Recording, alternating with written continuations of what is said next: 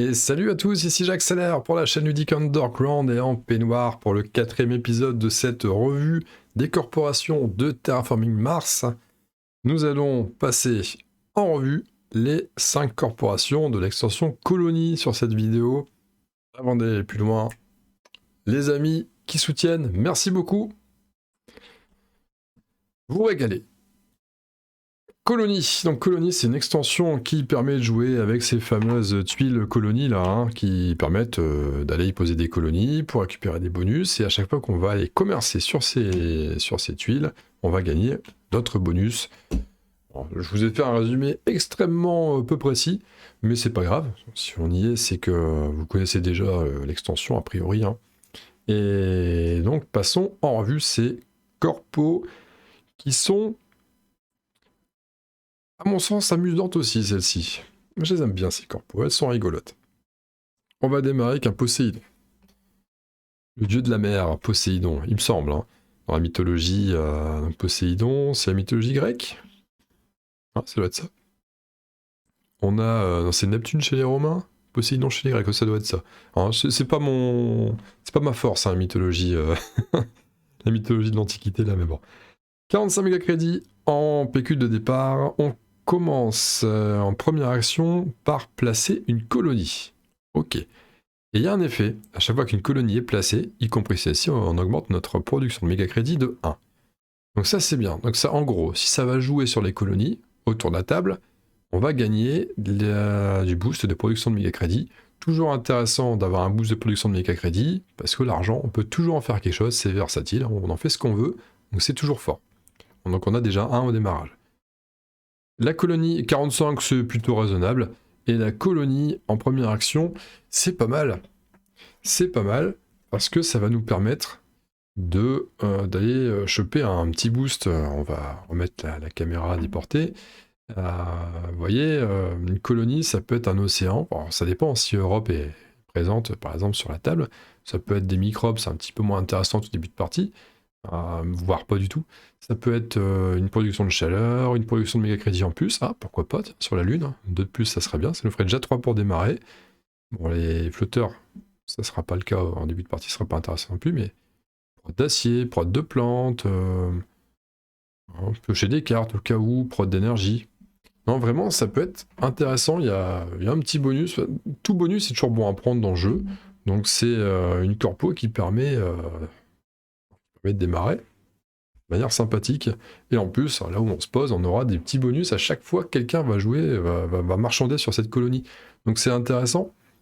Alors par contre, je peux rien dire en termes d'objectifs et récompenses, que ce soit là-dessus, que ce soit sur Hellas et Elysium, parce qu'on n'a pas d'orientation véritable, en réalité.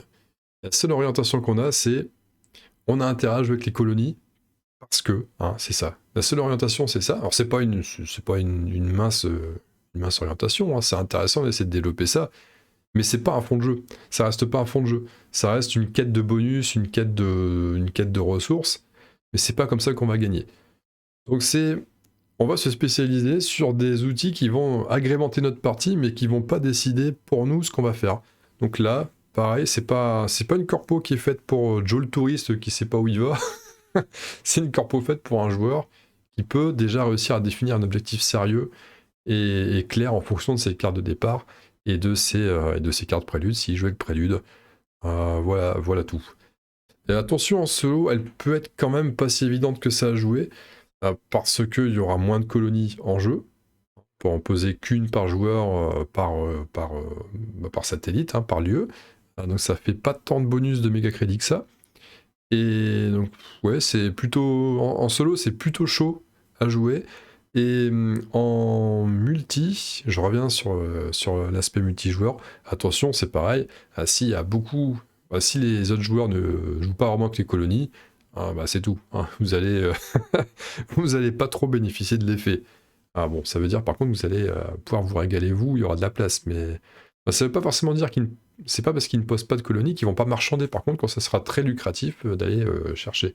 Quand les marqueurs colonies seront bien au bout, là, qu'il y aura plein de bonus à prendre, là, ça va quand même les intéresser, vous allez voir.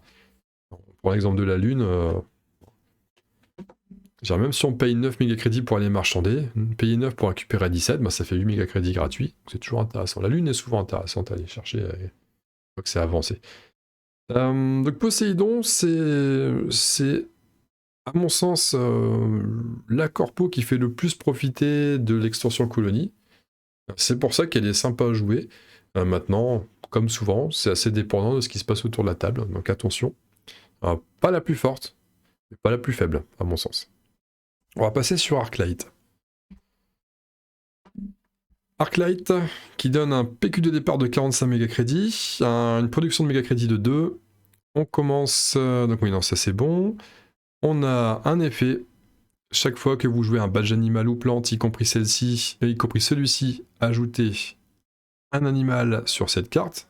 Donc effectivement, nous remarquons qu'il y a un badge animal dès le début, donc on a déjà une ressource animale sur cette carte. Et en fin de partie, nous allons scorer un point de victoire pour chaque doublette de ressources animales ici. Donc ça, c'est bon, c'est du point de victoire qui va se stacker petit à petit. Grosse orientation, attention, nous allons essayer de jouer des animaux et des plantes, donc de la forêt. On va poser de la forêt, on va essayer tout du moins, parce qu'on n'a pas encore de développement de forêt avec ça, on n'a pas de production de plantes. On va essayer de trouver des cartes pour produire de la plante, et on va essayer de trouver des cartes pour produire des animaux, qui arrivent plutôt en fin de partie. C'est une corporation plutôt fin de partie de toute façon. Quand je dis fin de partie, c'est une corporation qui a, on va dire, souvent tendance à vouloir jouer des parties longues, pour avoir le temps de poser les cartes qui sont plus dures à jouer, qui se jouent quand l'oxygène doit être à un seuil déjà assez élevé, ce genre de choses. Hein. Souvent, ça, les prérequis sont importants pour ces cartes-là. Parce qu'on ne peut pas poser de forêt quand il n'y a pas d'oxygène, quoi. Hein. C'est un peu logique. Donc c'est PQ de départ qui est raisonnable, 45, ça va, c'est raisonnable. Et puis on nous donne quand même une production de méga-crédit de 2, hein, ce qui n'est pas vilain. C'est toujours intéressant au démarrage. Alors je reviens un petit peu en arrière pour Poséidon. Si ça tourne bien sûr, le banquier peut être intéressant grâce à l'effet. Hein. Je n'avais pas précisé. C'est que je suis passé très vite outre les objectifs et les récompenses. J'ai expliqué pourquoi, il me semble. Mais ouais, ça peut se faire. Et Arclight, de même, grâce au plus 2, pourrait donner une petite prédisposition pour aller chercher le banquier. Pourquoi pas, mais c'est vraiment mince. Attention, c'est pas une assurance, il faut avoir les cartes qui sont derrière. D'autant plus que vu ce que vous allez essayer de développer, c'est assez peu probable que vous montiez tant que ça votre production de méga crédit. Donc là, j'ai dit ça, mais c'est plus anecdotique qu'autre chose. En solo, ça va pas être très fort. Parce que les plantes, ok, certes, on peut essayer d'aller chercher des badges de plantes, mais en fait, tout simplement, les points de victoire en solo, la plupart du temps, on s'en moque, on veut déjà essayer de gagner, donc on va pas, pour soigner le score, pourquoi pas, et soigner le score, est-ce qu'on va vraiment le faire par le biais de ce genre de cartes en solo? Un petit peu, mais pas tant que ça. Bon, c'est plutôt sur la table, c'est plutôt ce qui va tomber sur la table qui va être intéressant, placer des forêts, placer des cités autour, des choses comme ça. Donc c'est une corpo qui est... elle dépend pas forcément des autres, par contre celle-ci, on peut faire notre petit bonhomme de chemin sans trop se soucier des autres. Mais ouais, ça reste. Pour moi, je suis pas certain que ce soit une corpo qui soit très très gagnante la plupart du temps. Dès qu'une table va jouer vite, elle va vite terraformer, ça va être délicat. On n'aura pas assez scoré de points pour ça. Et quand ça va prendre le temps, faut quand même qu'on ne nous embête pas avec un prédateur qui nous piquerait des poissons ou des oiseaux, ce genre de choses. Habitat protégé, par contre, quasi obligatoire que ce genre de carte. Enfin, si vous tombez sur la carte Habitat protégé qui protège vos ressources animales, microbes, plantes, c'est du bonheur. Hein. Foncez, il n'y a pas de souci. Le jardin objectif qui peut être quelque chose à cibler, parce que vous allez essayer de monter votre prod de plantes assez rapidement, poser des forêts, ça peut être pas mal, même si une forêt à 23, ça donne pas de badge, hein, donc c'est un peu dommage pour les points de victoire. Et à côté de ça, logiquement, le propriétaire qui devrait suivre avec, c'est toujours un petit peu la même routine. Pour moi, pas évidente cette corpo. Et je la mettrai moins forte que Poséidon, mais j'y reviendrai à la fin pour le classement. Et en solo, assez chaude. On va passer à Polyphémos. Polyphémos, si on est toujours sur la mythologie, de toute façon, c'est clairement lié à l'astronomie et à la mythologie. Polyphémos, donc c'était le géant cyclope, non? C'est pas un truc comme ça? Dans Ulysse, Polyphème, il me semble. 50 méga crédits. 5 dans Ulysse, l'Iliade et l'Odyssée, quelque chose comme ça. Ouais, ça doit être ça. Alors j'essaie de réviser mes classiques, hein, c'est pas évident. 50 méga crédits de pécule de départ, 5 en production de méga crédits. On commence avec 5 titanes aussi, tant qu'à faire. Et on a un effet assez rigolo. Enfin, rigolo. Faut voir. Chaque fois que vous achetez une carte, vous, pour l'ajouter à votre main, payez 5 au lieu de 3 méga crédits, y compris pour votre main de départ. Donc, en gros, on a un pécule de départ intéressant. 50, c'est pas mal. On commence déjà qu'une production de méga crédits de 5. C'est très bien. 5 titanes, c'est toujours bon à prendre. Par contre, les cartes qu'on conserve, on les paye 5. C'est-à-dire que si on les garde toutes, on n'a plus rien. On commence à 0. Il n'y a pas de badge et il n'y a rien d'autre. Et le 5, en gros, le 5 méga crédits de production, c'est l'équivalent d'une carte qu'on va payer par tour. Lequel coûte 5. En gros, c'est ça, ce qu'il faut voir. Bon, inutile de dire qu'avec Polyphémos, vous allez rarement jouer le planificateur, ou alors vous êtes complètement cinglé, ou vous aimez les énormes challenges, mais c'est chaud. Vous n'avez pas le droit à l'erreur avec Polyphémos. Hein. Vous avez pas. Celle-là, j'ai pas eu l'occasion de la jouer. Et j'en suis vraiment triste, parce que j'aurais adoré la jouer. Je la trouve vraiment marrante. C'est clairement la corpo avec laquelle vous allez essayer de gratter des cartes gratuites sans arrêt dès que vous pouvez. Si vous arrivez, voilà, par exemple, le site de Viking 1, hop, qui est ici, voilà, le site de Viking 1, place un océan pour choper 2 cartes. Vous allez tout faire pour essayer de l'avoir celui-là. Dès que vous pouvez, vous chopez l'océan, les emplacements avec 2 cartes, avec des cartes, là il y a une seule carte, enfin, vous y allez quand même, genre de choses. Si vous avez la possibilité, alors si vous jouez avec les colonies, celle qui permet de... C'est Pluton, je crois que les cartes. Il me semble que c'est Pluton. Ah, c'est Pluton, qui permet de piocher des cartes. Pareil, hein, vous allez commercer sur Pluton, vous allez... parce que les cartes, c'est quand même essentiel dans le jeu. Bon, après, vous pourriez tenter d'y aller YOLO, hein, de jouer 100 cartes et jouer qu'avec les projets standards, mais... en multijoueur, c'est quand même assez chaud. Mais vous avez un bon pécule de départ.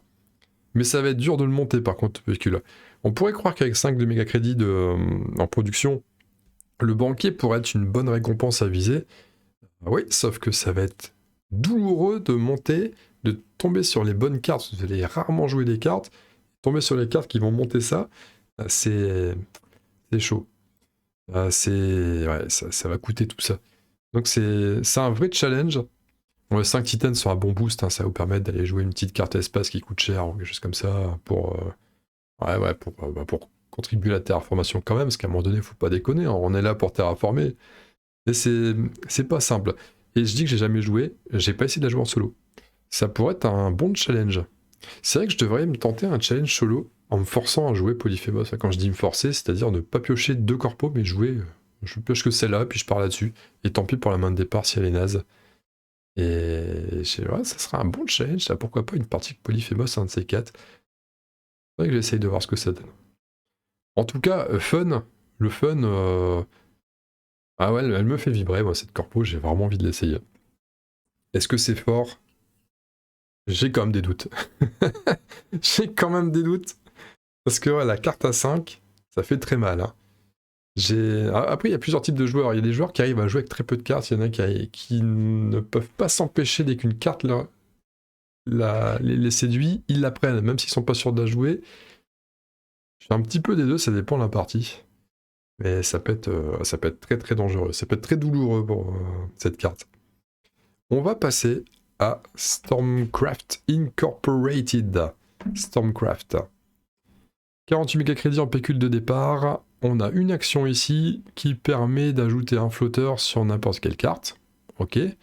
Elle fait un peu écho à la carte qu'on avait vue dans Venus Next. Ouais, c'est ça, qui permettait de placer un flotteur. C'est ça. Pareil. Mais là, il y a un autre effet. On peut, à tout moment, dépenser des flotteurs à raison d'un flotteur pour 2 unités de chaleur.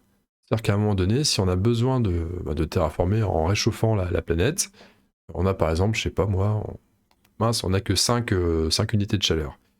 Mais on avait mis 3 flotteurs ici avant. Eh ben on dépense 2 flotteurs, ça fait 4 unités de chaleur en plus, et hop, ça y est, on peut prendre notre cran pour terraformer.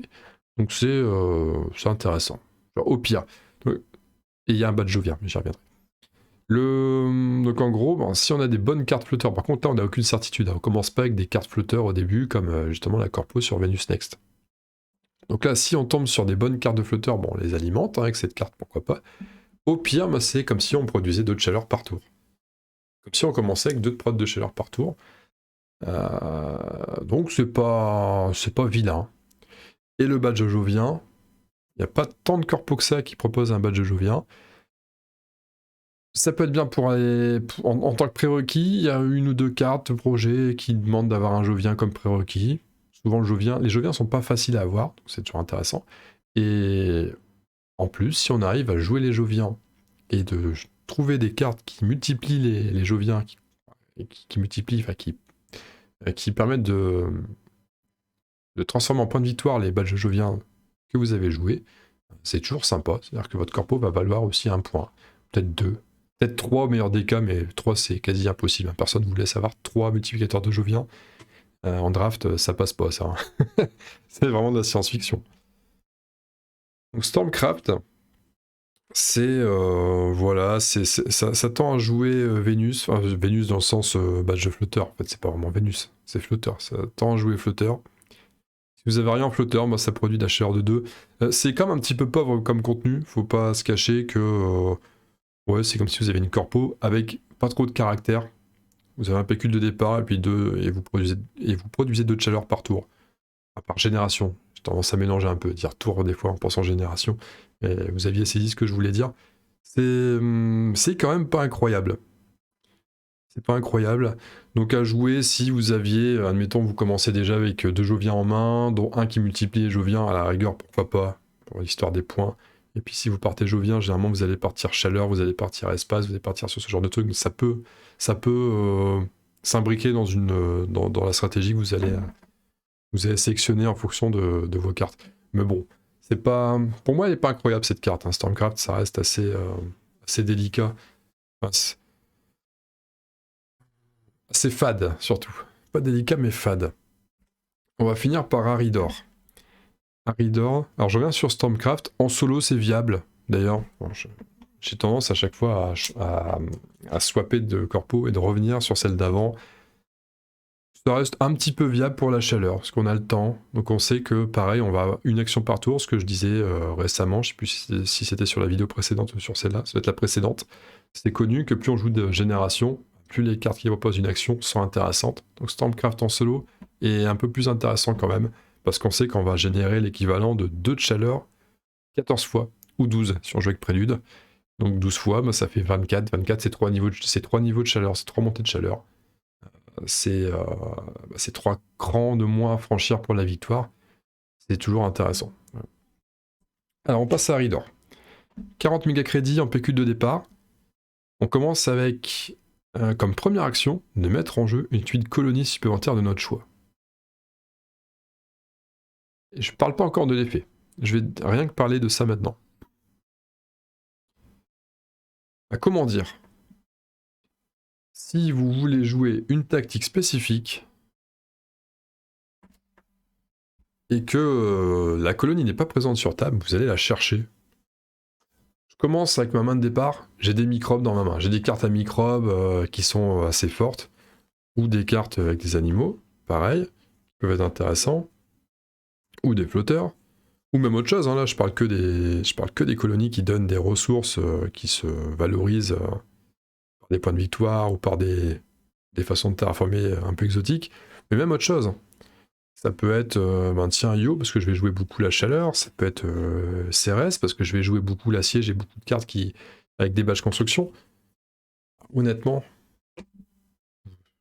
vous choisissez, vous définissez un paramètre du jeu qui normalement est aléatoire, c'est-à-dire choisir les colonies de début de partie. C'est fort. Elle se joue en première action, c'est-à-dire que tout le monde a déjà révélé sa corporation et ses cartes prélude si vous jouez en prélude. Donc vous savez normalement ce qui va vous intéresser vous et ce qui pourrait ne pas trop intéresser les autres. Donc vous avez un avantage qui est quand même conséquent, hein. Rien que ça. C'est pas fini. Pas fini. L'effet, chaque fois que vous mettez en jeu un nouveau badge, augmentez votre production de méga crédit de 1. Alors, il n'y a pas de badge sur la corporation. Mais imaginez, vous jouez une carte prélude. Vous prenez une carte prélude. Je vais...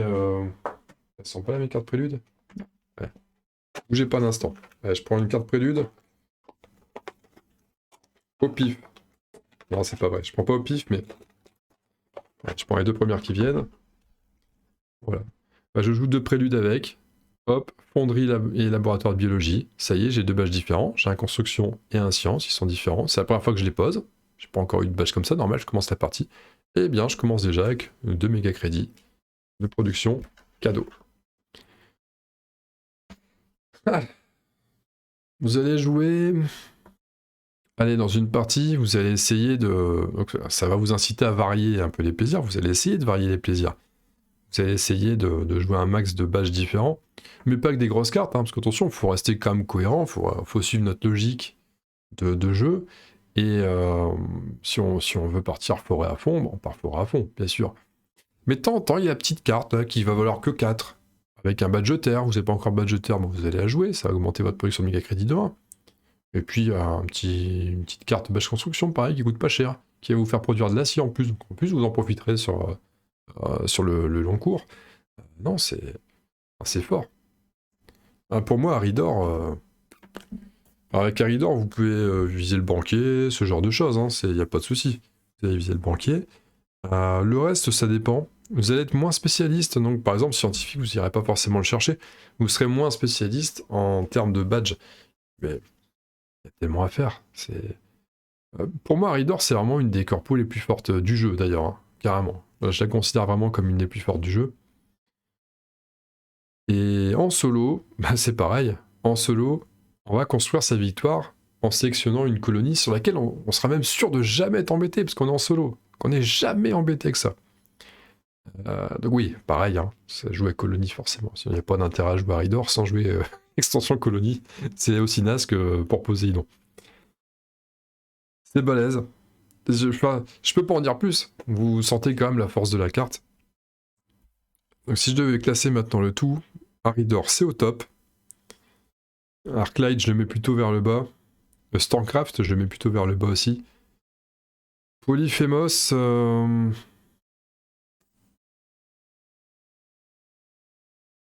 Ah. Polyphémos, je serais tenté de le mettre en bas quand même aussi. Même si ça donne pas mal de ressources, mais c'est... Après, on se démerde vite avec le moins de cartes possible, donc c'est pas facile à négocier. Et Poséidon, une petite réserve, je le mettrais entre les deux. Je la situerai entre les deux. Ça dépend beaucoup des adversaires, si ça joue la colonie ou pas. Mais le simple fait que ça nous donne déjà un petit boost au démarrage et... je serais quand même... ça serait presque entre les deux. Tellement je mets Aridor au-dessus des autres. Ouais, je mettrais ça comme ça. Je considère que Stormcraft, Arclight et Polyphémos, c'est quand même en dessous. Hein. C'est quand même largement en dessous. Et Poséidon, ouais, voilà. La photo finish. On garde ça comme ça. Voilà, en ce qui concerne les corporations de colonies. Il ne nous reste plus qu'à voir les corporations de turmoil. Soyons fous, je continue. J'enregistre dans la foulée, même si pour vous, vous les voyez pas du tout à la foulée. Enfin, elles paraissent pas là, dans la foulée en tout cas. Je vous fais des gros bisous et je vous dis à très bientôt. À très vite. Salut!